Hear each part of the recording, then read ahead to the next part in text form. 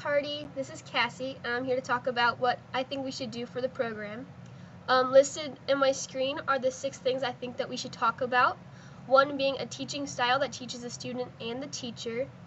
We as teachers must continue to keep our learning continuously, so learning something new every day as much as we can. Knowing the new technology, knowing how to use the latest presentation presenter, things that will keep not only our students engaged in what is happening in the classroom, but as well as our teachers, because even if our teachers are bored, then sometimes the material can be harder for the students to learn. The second being the millennium generation. A lot of the students in our classrooms today were already, when they were born, the World Wide Web was already 8 years old, and so it's very difficult for them to see something that we learned when we were in school being presented in a way that it was presented to us. So by using the new technologies, the students that were born when such technologies were already available can really help to connect to what is happening in their world.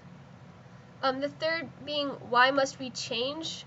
A lot of teachers don't understand why we should have to change the way that we teach so that our students will learn better. If we cannot teach them their own way, then we are preparing them for the wrong world. If we prepare them for our world, then they're going to be unable to succeed in their own world. The fourth being, it's not out with the old and in with the new.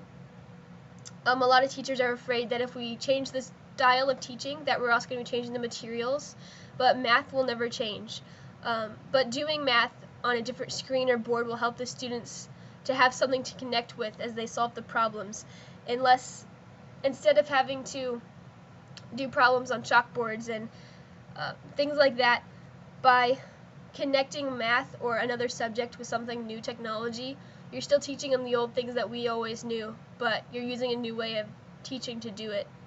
The fifth is enhancing new learning styles. Find a topic and ask students to learn everything they can about a subject in 5 minutes with technology. So allow them to use their phones and yet still teach them to use critical thinking and learning to attain information. So this is something that's cool for the student because they can use their own technology and they get to use something in class, but then at the same time they're learning critical thinking skills, they're learning how to memorize words in a shorter period of time, they're enhancing their learning ability, but at the same time using something that they've always been connected to. It really helps them to think quickly, and it's something that's testable. You can give them a short quiz afterwards on what they retained from the information they looked at, so there's a goal in this teaching method style as well. The sixth is bringing young back in time. So individual whiteboards still enhance a desire for competitiveness as well as kicking it old school in the classroom for the day. So even as high schoolers are in the classroom, they enjoy having whiteboards out, the little personal ones where they can write the answer to a question or solve a math problem quickly on the whiteboard, and it's something that the teacher will enjoy because it's something that they learned as well, but with chalkboards. But at the same time, the students can have that competitiveness inside them that will bring them to want to try to get this done and accomplished correctly and in the quickest amount of time. So it'll really help them to learn in a better manner. I hope that these 6 that I brought to you today, I hope that you like them and that we can implement them in the new program. Have a nice day.